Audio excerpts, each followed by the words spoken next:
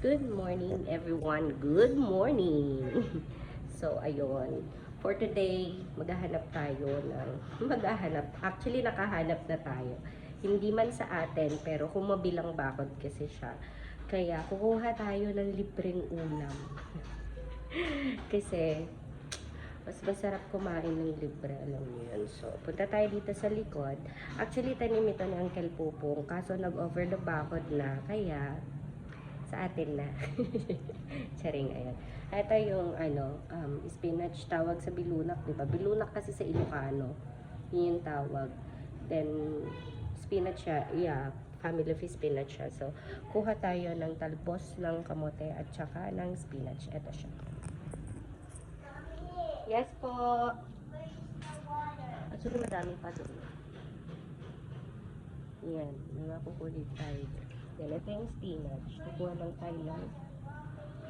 Nasa table, anak. Ayan, may ampalaya pa nga. Ayan. So, kukuha tayo niyan para sa ating breakfast. And maybe, ihalo ko na rin for sinigang mamaya. So, ayun. Kuha muna tayo saglit. So, ayun na nga. Dahil hindi ko na-videohan na kanina kung paano ako kumuha. Kasi basa. Kasi nga umulan hapon. Yes po, basa. Ito na naman yung chismosa kung ano. Ayan, ito na siya. Yung nakuha natin, kamote tops. Ito kamote tops. Ito. Mommy tops? Yes, kamote tops. Ano? Yan. Kamote tops and then yung spinach naman. Ito siya, o. O, diba? Pati yung mga dahon na malalaki, hindi ko na pinatawad. Ayan. At least meron tayong fresh na gulay at saka libre. Imagine mo yung libre. Saka masarap. Sobrang mahilig talaga ako sa... Mama, libre? Libre, anak. Libre. Libre. Yes. Libre means free. Free. Yeah, okay. Oli ka na, chismosa. Mommy, I say free. Yeah, it's libre. O, sige na, you go there na. So, ayun. Tignan natin mamaya kung saan ko gagamitin. Prepare muna natin. Linisin muna natin. Offline kiss na daw. Wow! See you later. So, ayun. Nag-decide na tayo kung saan natin gagamitin yung mga gulay na kinuha natin kanina. Ayan. Magsisigang tayo ng malaga. Sasahaluan natin siya ng shrimp. So, ayan. Ang gusto ng husband ko sa sinigang ay hindi na ginigisa. Gusto niya yung Ilocano style. So, preparing tayo ng bawang sibuyas. Actually, naglagay na ako ng luya doon sa water. Kasi importante yon kapag malansa yung luluto mo. Dapat may luya. Tapos dapat talagang ma-absorb niya. Para hindi malansa. Siyempre. Pantanggal nga ng lansa. At saka ang sarap ng aroma ng luya. Sa lahat ng pagkain. Very healthy po ang luya. Honestly. Yan.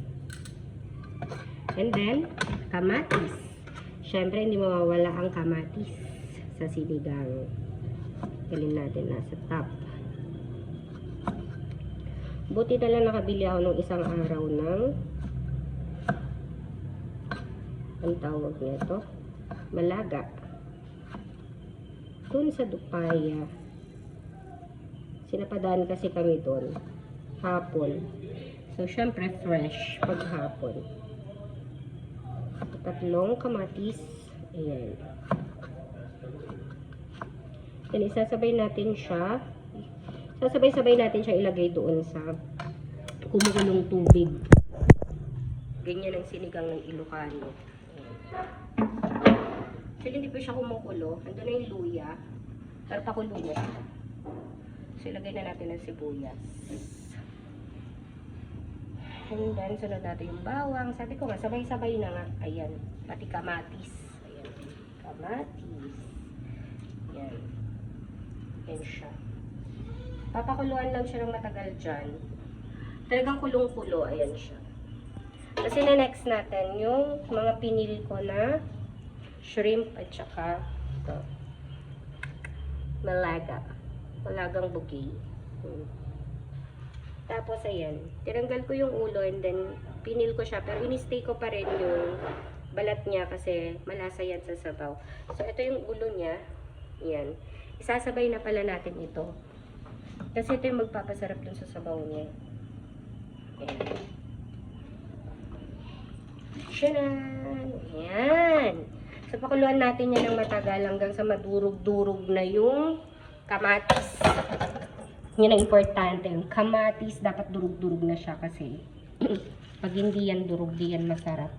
Charot.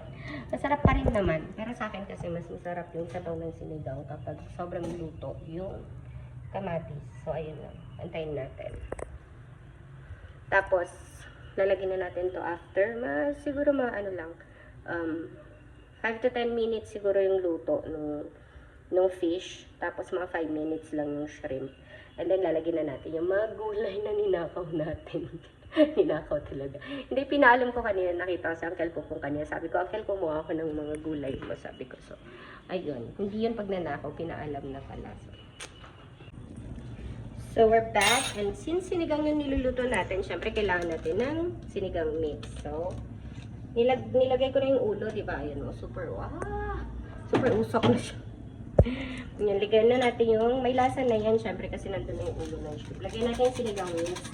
At yung asawa ko'y mahilig sa maasin, kaya lagyan natin isang poacher pouch. Yon, and then, stir lang natin siya. Yan, may pa lang. Oh my gosh, may pa lang. And then, we're gonna put some patis. Ayun, silver swan yun nandito. Baka naman, charing. Sarap lang. Ayun, maglagay tayo nyan. Pag nagluluto ako ng ganito, hindi na ako gumagamit ng magic syrup, ng bechi, or ng kung ano-ano pa. Kasi, the sinigang itself is meron na tong monosodium glutamate na kapag nasobrahan mo naman is hindi maganda sa katawan natin. Yun. Doon na sa pag-aaral naman na walang harmful effect sa brain or whatsoever sa health ang monosodium glutamate sa ating katawan. Sa nag-lecture. So, yun. Ano ba yung ingredients nito? Ayun, MSG. Nakita ko na. Okay na to. Huwag nang gumamit ng pagkarami-raming mga monosodium. Sodium is not. Sodium itself is harmful sa body natin kapag nasusobrahan. Kaya kung ano lang yung suggested per serving, dapat yun lang talaga gamitin. Tignan nyo, ang ganda ng kulay. O, diba? Sinigang na sinigang. And then, yung una natin ilagay yung fish. Siyempre, timplahin muna natin siya. Kasi, ang purpose niyan is para manukot yung lasa nung sabaw doon sa laman ng isda. Yun lang yung purpose talaga nun. Kaya tinitimpla ko muna siya bago ko ilalagay ang mga fish at saka shrimp. So, ayun. Para sa akin is the best na. So, ilagay na natin si Malag. My gosh. Tumalon. Charing.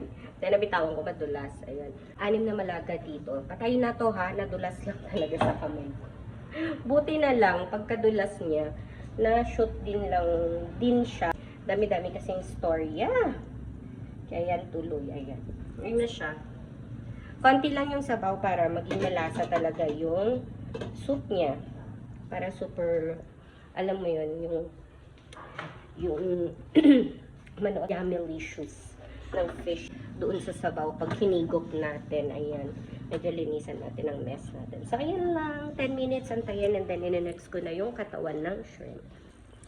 And Diyos tuloy. Napagod na ang Inday. Ayan, no, kumukulo na siya, guys. Super kulo-kulo na siya. Kasi 10 minutes na siya nag-ano, endurog na rin ang ating how do you call that? Kamatis, tomato.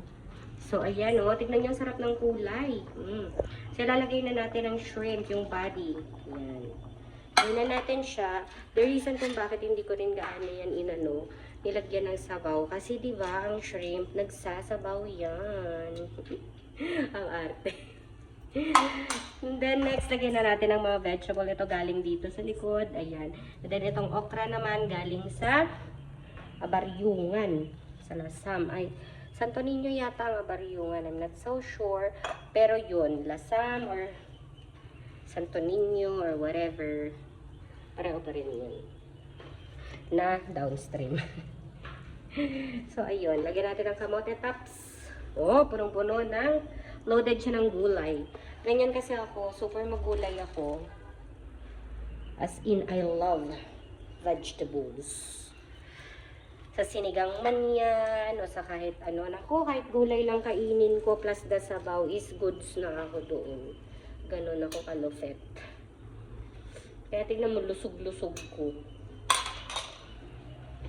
Mandalang dati, nung bagets pa ako, nasa ano lang ako eh. Nasa 47 kilos lang, ganyan. So, ayun, takpan lang natin para maluto ang gulay niya. And then after this, magpapahinga na ako. Yan, niluto ko na kasi para mamaya, painit na lang kasi it's already, naman na, almost 4 p.m. na. So, yun. Half cook lang eh. Sinabay ko na siya sa shrimp kasi yung gulay. Hindi rin masarap kapag na-overcook siya.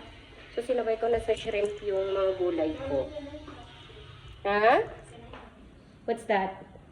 Oh, just the 2 cubes of it. Don't add it all. Yan. Kasi may natira na yung pistachio chocolate. So, sabi ni Zoe, sa kanya na lang. Sabi yung 2 cubes lang. Kasi, sobrang niya sa matatamis, hindi ko siya pwedeng pagbigyan ng isahan na ganun ako. Saka, hindi naman ako super strict kasi pinagbibigyan ko na siya once in a while. Pero syempre, kailangan kong iganyan yung health niya, lalo na madalas kami magkasakit.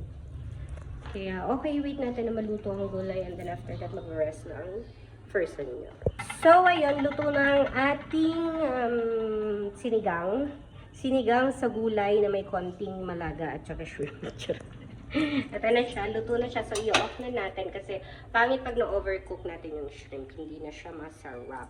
So, ayun, iti-taste test natin kasi syempre, mamaya hindi ko na ito ma-vlog. Kasi nga, wala lang. Baka hindi na. Kasi, I'm tired today. Galing ako naglabas. Ayan, naka-t-shirt ako today. Baka mabash na naman tayo. Ayan, tikman natin. Kain ko siya.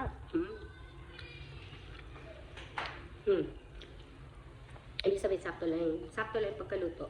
So, mamaya, papainit na lang sa mamaya. Haluto naman na. So, ayun lang. At least nakapag-prepare na ako ng pagkain ng aking family, ng aking anak. So, pag natulog ako ngayon, it's already 4 o'clock in the afternoon. Hindi na nila ako kailangan gisingin. Kailangan na lang nilang ipainit yung pagkain nila na prepare ko, di ba? So, yun lang guys. Ayun. So, libre na naman yung gulay natin today. Maliban lang sa isda at saka dun sa shrimp. So, ingat lagi everyone. God bless.